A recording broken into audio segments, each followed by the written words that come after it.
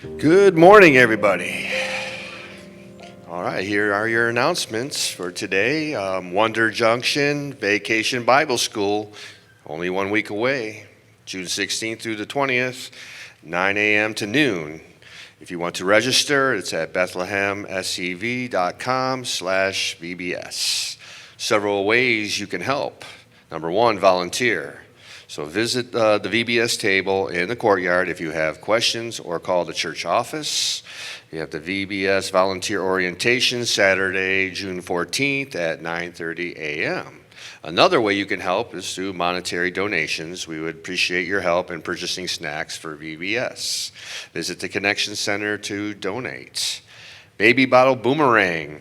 So the fundraiser for the SCV Pregnancy Center always runs from Mother's Day through Father's Day. Remember to return your bottles next Sunday. You can also make a donation at the Connection Center. And with our offerings and tithes, if you would like to support the ministry here at Bethlehem, we have our boxes, website, mail, or on our app.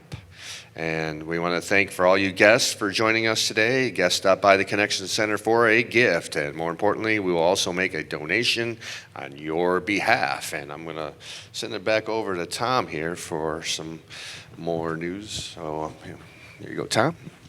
Thank you.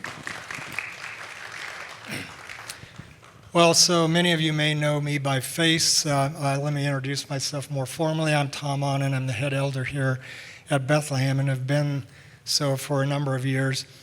A week ago, we all learned that Pastor Joe made a decision to accept the call to serve as an associate pastor at Christ Lutheran Church in Lincoln, Nebraska. So what does that mean for us? You probably have some questions, and I suspect maybe, like me, some feelings about this as well. First of all, we need to acknowledge the feelings that we have and understand that it's okay to feel a whole range of different things. God is faithful, though, you know. And I wanted to remind all of us, too, that our faith is not based on our feelings, but it's based on the fact that we have a God who loves us and cares for us. Jesus himself told his disciples before he was departing that I am with you always to the very end of the age, and that word still applies to us. And in the Old Testament, when the children of Israel were experiencing their own separation from their country in a foreign land, Jeremiah prophesied to them the words that God told him, which are also applicable to us today. Jeremiah writes, "For I know the plans I have for you, declares the Lord, plans to prosper you and not to harm you, plans to give you a hope and a future." So shouldn't we be doing something? Maybe? And the answer is yes. That's for all of us. Here's the first thing. Reach out to Pastor Joe and Sarah. Let them know how much you love and care about them. And then if you could, share stories with your life and how they've impacted you, and encourage them as they leave. You have to understand this has been really hard on them too. And then the next steps. Pastor Joe's last Sunday will be July 6th. And so we are planning a reception for him after service or between services. Not sure all the details.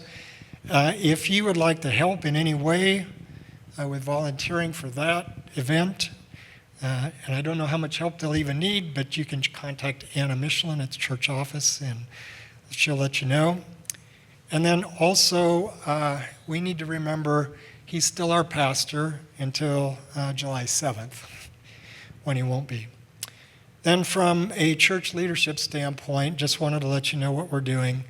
We've already been in contact with the district president, and this coming Tuesday, Gary Sanger, wave your hand so everybody knows who you are, our congregational president, and myself and Anna Michelin will have a phone call scheduled with President Gibson, and we'll talk about what our options are going forward as a church, how we might fill our most immediate needs starting the 7th of July, and also the process of initiating a call process. for a new pastor. So what we have done here is we've started to begin to develop a list of potential individuals who we might think serve on that call committee. And what we're looking for really is to get a really broad cross-cultural cross-section through our congregation. So right now it's just a list of people, but we've been working on that.